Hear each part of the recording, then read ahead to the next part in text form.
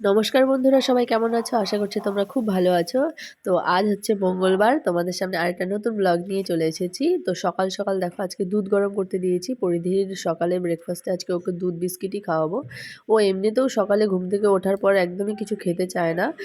অনেকটা গ্যাপ দিয়ে তারপর গিয়ে ওর খাবারটা খেতে চায় আর কি।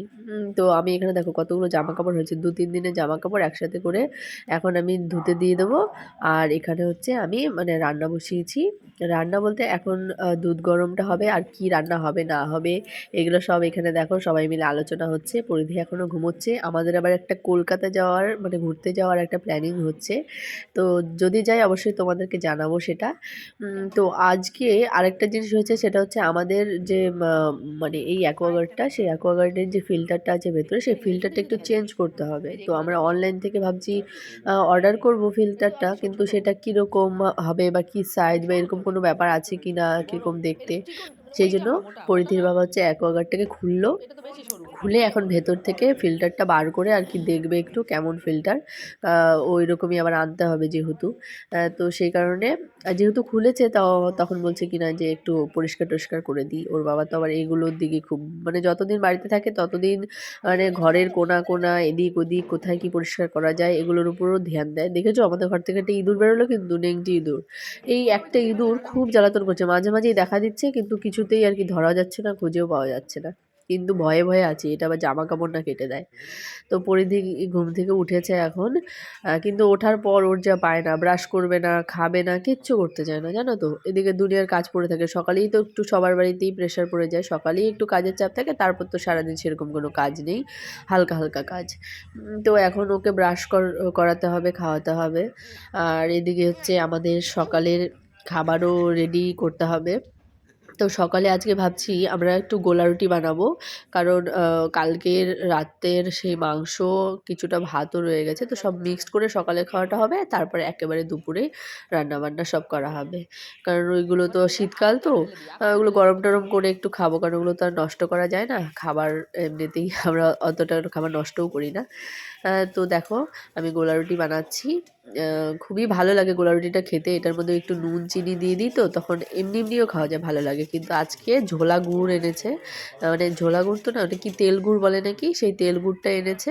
তো ওই তেল গুড় দিয়ে আর রসগোল্লা আছে সঙ্গে, তো রসগোল্লা দিয়ে আজকে এই গোলা রুটিটা খাওয়া হবে। এটা কিন্তু শুধু আটা দিয়ে না, আটার সাথে একটু চাল গুঁড়ো দিয়ে বানানো, তাহলে কিন্তু এরকম সুন্দর আর কি গোল হয়। দেখো কালারটাও ভালো হয়, আবার হচ্ছে মানে খেতেও ভালো লাগে। তো দেখো দুপুরে খাওয়া দাওয়া তো হয়ে গেছে। দুপুরে আজকে আমরা খেয়েছি ঢেলা মাছ আর হচ্ছে লাউ ঘন্ট, এগুলো দিয়েই খাওয়া হয়েছে। কদিন ধরে একটু বেশি খাওয়া দাওয়া হয়ে যাচ্ছে বলে আজকে একটু হালকা খাবার হয়েছে। তো এখন বিকেলবেলা পরিধিকে একটু ঘুম পাড়াবো। এখন ওকে ঘুম পাড়িয়ে রেখে তারপর আমি আর পরিধির বাবা যাব একটু মার্কেটের দিকে, একটু দরকারি কাজ আছে সেখানে। তো ও দেখো অনেকটা দেরি হয়ে গেছে, ও তো ঘুমাতেই চাইছিল না, ওকে জোর জবরদস্তি করে ঘুম টুম পাড়িয়েছি।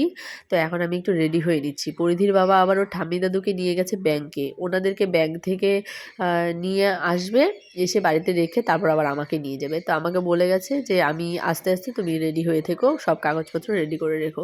তো কোথায় যাচ্ছি সেটা তো তোমরা অবশ্যই দেখতে পাবে। আম তো আমি আগে রেডিটা হয়ে নিই। দেখো আমি বাইরে বেরোনোর আগে আমার হালকা মেকআপ এটাই হয়। কোনো মেকআপ তো আমি কোনোদিনও করিই না। ইনফ্যাক্ট আমি বিয়েবাড়ি গেলেও কোনোদিনও মুখে মেকআপ করি না। একবার জীবনে আমি ব্রাইডাল মেকআপ করেছিলাম। আমি জানি না কী করতে সেই মেকআপ আমি করেছিলাম। আমার কাছে এত খারাপ লেগেছিল আর আমাকে এত দেখতে বাজে লাগছিল।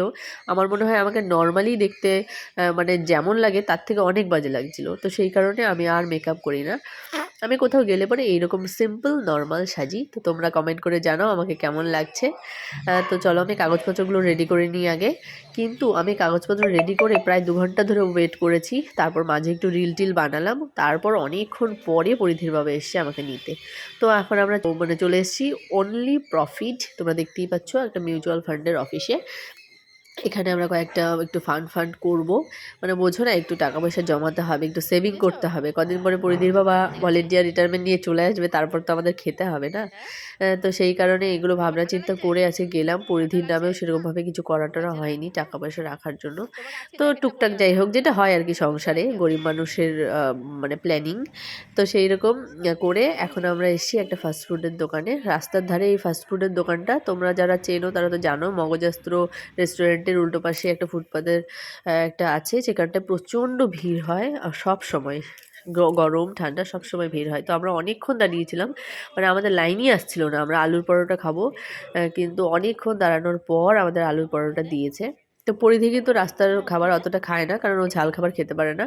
এমনি আর কি একবার দুবার ওর মুখে দেওয়া হয়েছিল। তো পরিধির বাবা আমাদেরকে বাড়িতে নামিয়ে দিয়ে চলে গেল মার্কেটে। ওর আরও ২-১টা জিনিস কিনতে হবে সেই জন্য। আর ঠান্ডা তো, তার জন্য আমি আর গেলাম না। আমি বললাম আমাদের বাড়িতে নামিয়ে দাও।